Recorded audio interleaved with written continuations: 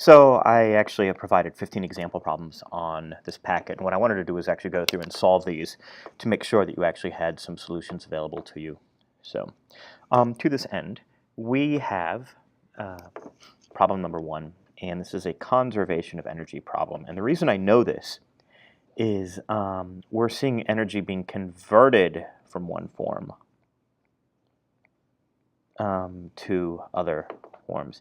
And I want to be clear on something, just a little trick. You notice I have the word constant speed here, so I want to be clear. Just to be clear, KE never changes. Okay, so let's talk about what's happening. So there's friction between the ramp and the box. And so we are pushing this box up a ramp, so it's gaining height. So we're definitely gaining some kind of potential energy. And we are not losing kinetic energy. We're not gaining kinetic energy either because we're at constant speed, so that leaves us with choice C. We are only gaining kinetic energy. Just to be clear, because KE never changes, that means this and this are both wrong. So that's basically what's going on with that one. Now, problem number 2. We have this person riding a bicycle, and this is kind of a common thing on the IB. We're going to have like a situation 1 and a situation 2. And a situation 2 is what I'll call it. And what's going to basically happen with this is we're going to compare those two situations and try to come up with some kind of ratio or comparison. So we have Anna riding a bicycle, her total kinetic energy. I'm going to actually write this as 1/2 mv squared. And I'll put a little 0 here since this is 0. I get to make up what these letters mean in a certain sense. But then once I make up one set of letters, I need to keep the second set consistent. And now we're going to slow Anna down to half her speed, so we want to know what her new kinetic energy is. So that's going to be 1/2 m times v naught over 2 quantity squared. So her new kinetic energy is going to be 1/2 m v naught squared over 4. And let's just do a little factoring here. K new is going to be, we're going to factor out this 1/4, then we're going to have 1/2 m v naught squared.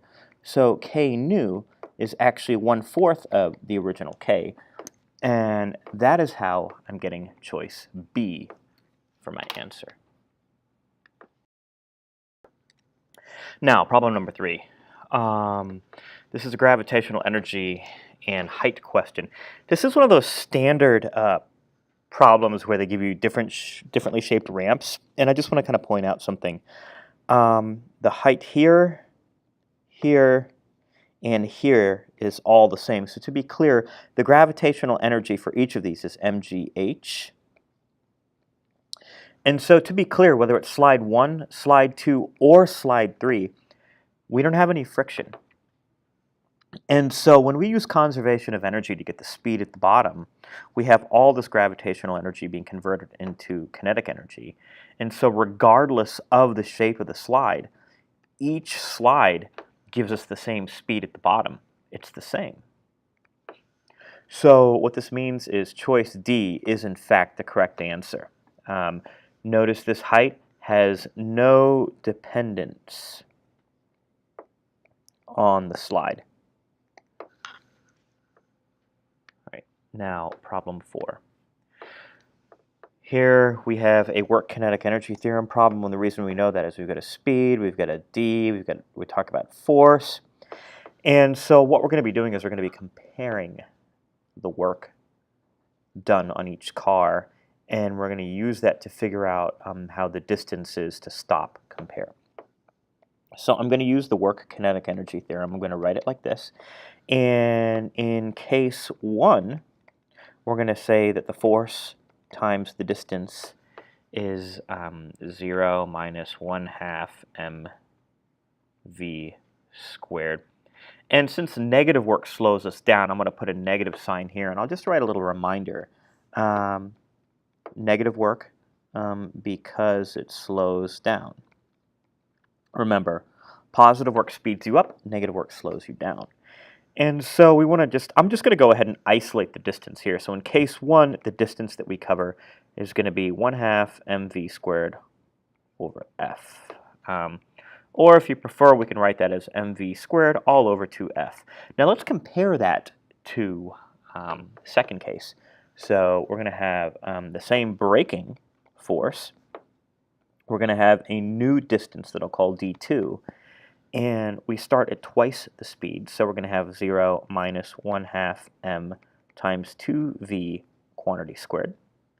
And so when we isolate again, we're going to get d2 equals 1/2 times m times 4v squared all over f. In other words, d2 is going to be 2mv squared over f. God, that looks terrible. 2mv squared all over f. So when we compare d2 to d1, we're going to get 2mv squared over f divided by 1/2 mv squared over f. We're going to get a bunch of things to cancel. We're going to get 2 over half, and the ratio then is 4. So choice A. All right, problem number 5. This is, again, another question where we have a car and there's a force applied to it, and we want to know how the speeds compare given that the distance over which it accelerates doubles. So again, Fd equals 1/2 mv squared minus 0. That's the work kinetic energy theorem. This is case 1.